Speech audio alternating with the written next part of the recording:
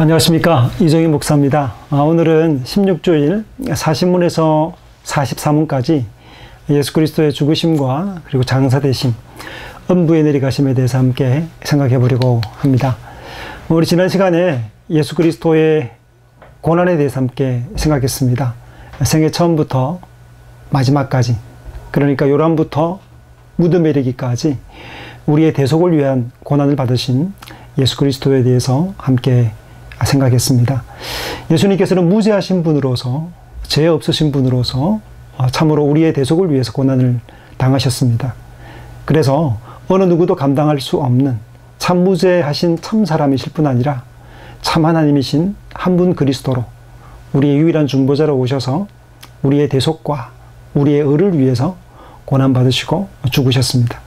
그래서 그 예수 그리스도의 죽으심은 그를 믿는 모든 사람들을 위한 완전한 대속, 온전한 대속을 위한 고난이었습니다. 그래서 우리는 예수 그리스도의 대속 사역을 통해서 하나님 아버지의 죄에 대한 그 공의의 심판과 그리고 공의로우신 신실하심들을 볼 수 있고요.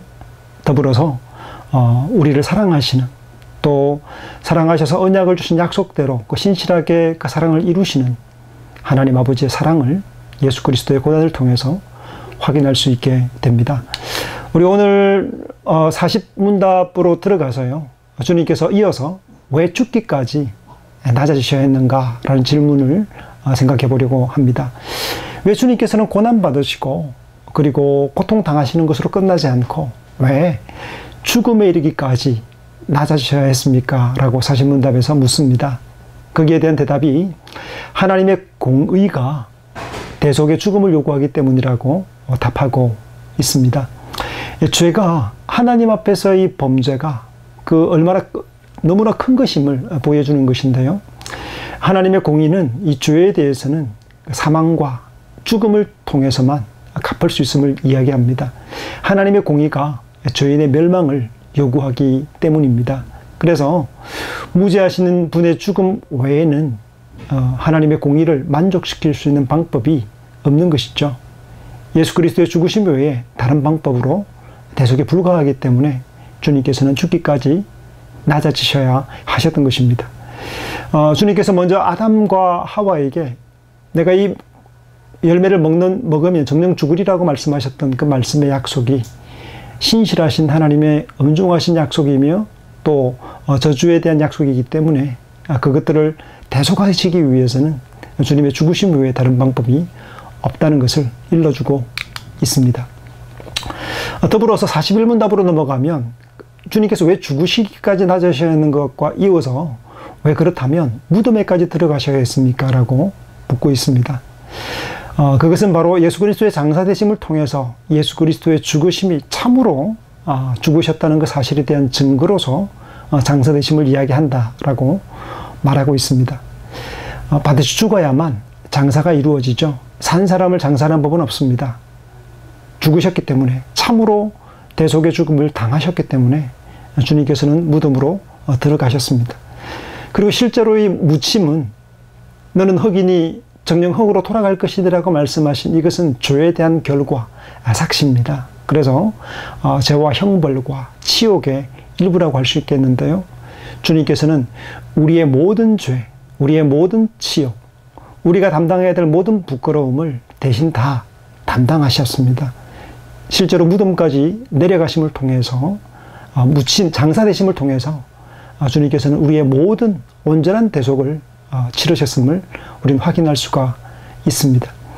주님의 장사로 인해서 더 이상 우리는 무덤에서의 치욕은 사라지고 부활 때에까지 이 무덤은 더 이상 치욕이 아니라 육신이 쉴 수 있고 마지막 날에 주님의 일으키심을 기다리고 소망하는 터가 되도록 바꾸셨습니다.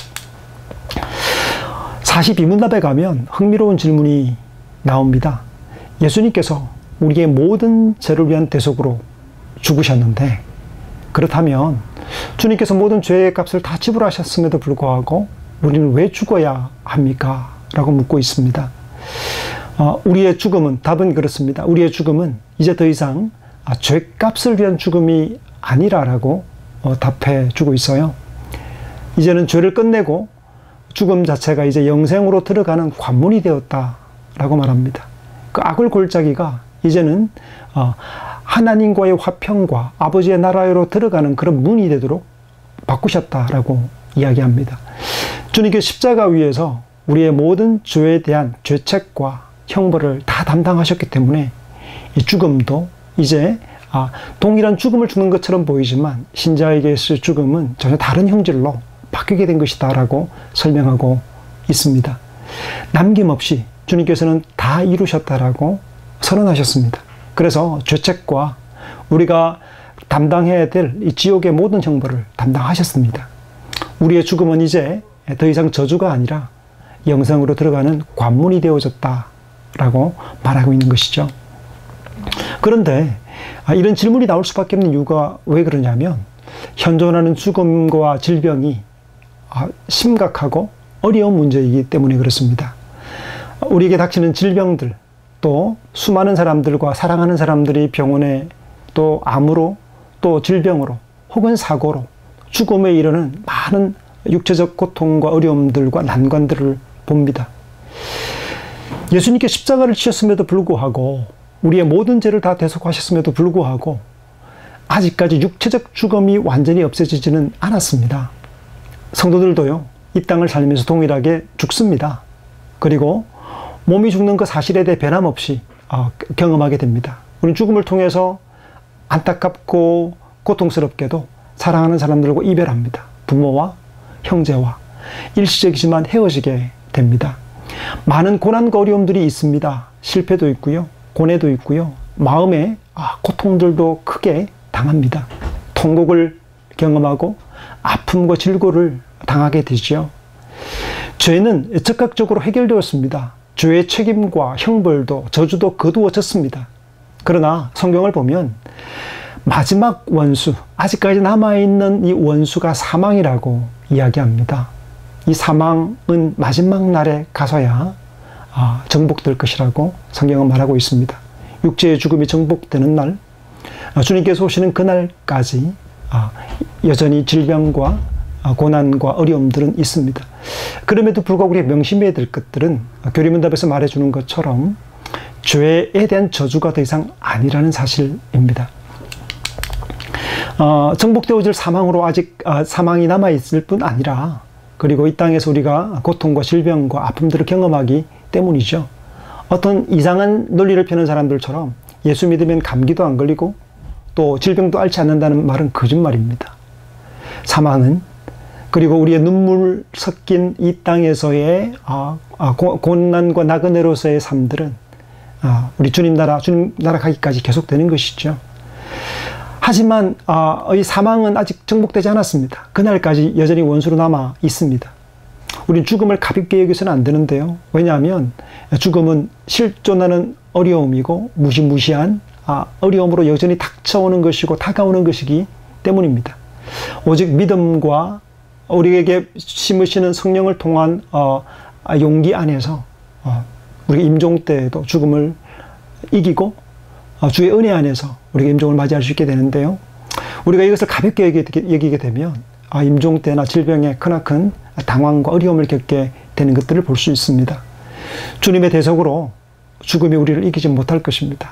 왜냐하면 주님께서 우리의 모든 죄책과 저주를 거두셨기 때문입니다.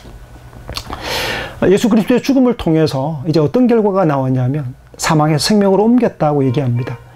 생명으로 옮겨갈 것이다가 아니라 이 땅에서 이미 영생을 살게 된다라고 얘기를 하고 있습니다. 예수 믿는 순간부터, 우리 중생하는 순간부터 새로운 생명과 영생을 사는 것입니다. 이제 우리는 옮겨졌습니다. 앞으로 죽어야만 그때부터 영생이 시작되는 것이 아니라 이 땅에서 하나님의 백성으로 주의 자녀로 영생의 삶을 살고 있는 것입니다. 영원한 생명은 이 땅에서 이미 가지고 있고 누리는 것입니다.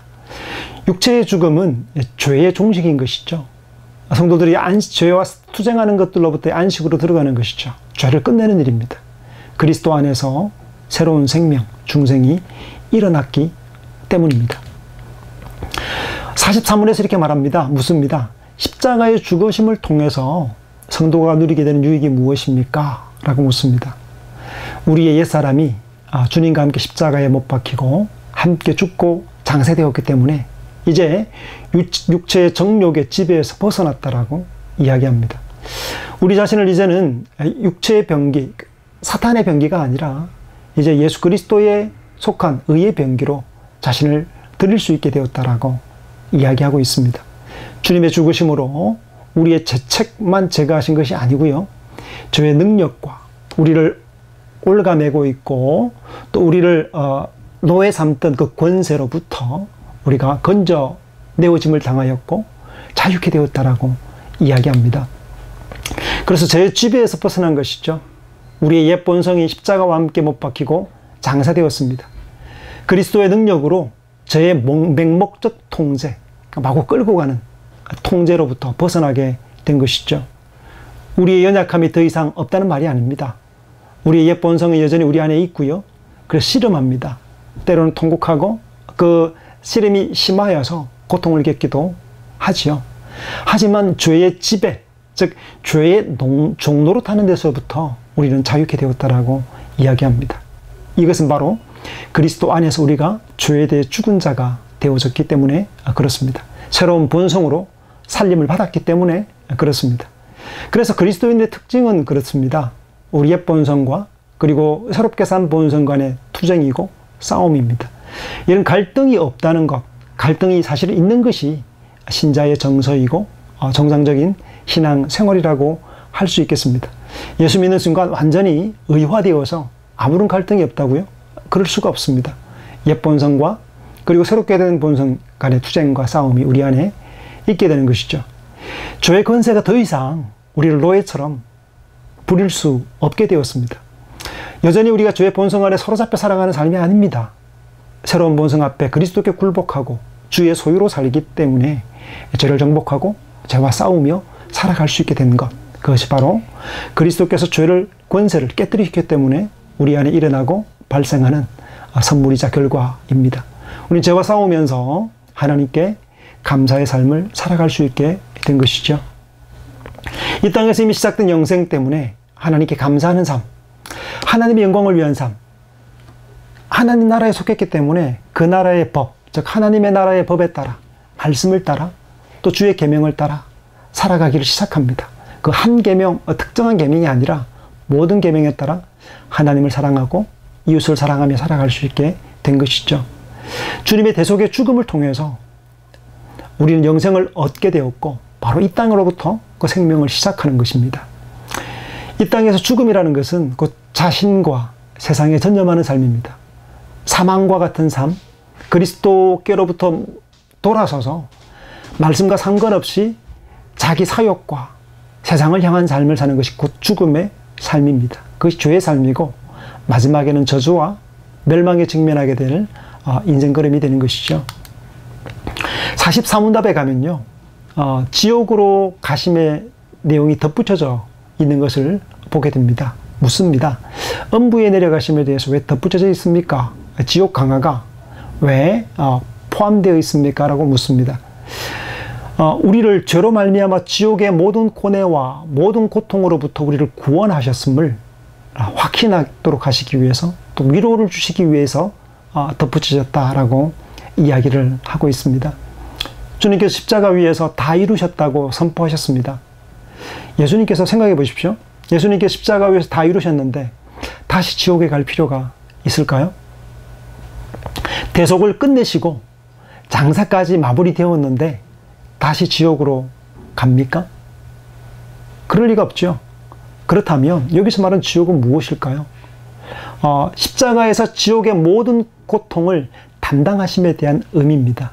특별히 십자가 위에서의 마지막 그 고난과 고통과 우리가 담당해야 될 지옥의 형벌들을 다 담당하셨다는 사건으로 설명을 하고 있어요. 루터파에서 말하는 개혁파와 좀 다르긴 한데요. 루터파에서는 예수 그리스도의 엄부 강하를 지옥으로 보지 않고 강도 한편 강도에게 말했던 것처럼 네가 오늘 나와 함께 낙원에 있으리라 라고 말했던 말씀을 따라서 그 엄부가 하데스, 그러니까 하데스는 두 갈래가 있죠. 하나는 게헨나라는 지옥이 있는가 하면 하나는 파라데이소스라 말하는 낙원이 있죠. 그 낙원으로 가셨다는 의미로 음부 강화를 승위, 그 높아지심의 첫 번째 단계로 보고 있습니다. 하지만 교역파에서 우리가 이해할 때는요, 지옥의 고난, 우리를 위한 모든 고난을 다 담당하셨음에 대한 확신, 그리고 그로 말미암아 우리가 더 이상 지옥의 공포로부터 위안을 얻고 벗어났다는 확신과 위안을 얻도록 하시기 위함이라고 이야기해주고 있습니다. 예수 그리스도의 지옥 강화는 우리 구원의 확정과 위로를 위해서 기록되었습니다. 현세와 내세의 죄로 인한 저주와 고통, 치욕을 주님께서 다 담당하셨습니다. 더 이상 지옥의 고뇌와 고통 혹은 공포로부터 떨지 않아도 되도록 우리에게 확신과 위안을 주시기 위해서 덧붙여졌다라고 말하고 있는 것이죠. 모든 죄에 대한 대속의 확신으로 위로를 얻도록 하시기 위해서 기록된 것입니다. 우리 한글 사도신경에 보면 이 음부에 내려가심에 대해서 빠져 있어요. 이것을 포함시켜야 된다고 생각을 합니다. 사도신경의 내용에 중요한, 우리가 신앙의 고백에 중요한 요목으로 들어가 있는 내용을 해보겠으면 좋겠다는 생각을 가지게 됩니다. 우리 다음 시간에는요, 17주일 45문답 예수 그리스도의 부활, 즉 주님의 부활이 우리에게 주는 유익이 무엇인지 함께 살피도록 하겠습니다. 수고 많으셨습니다.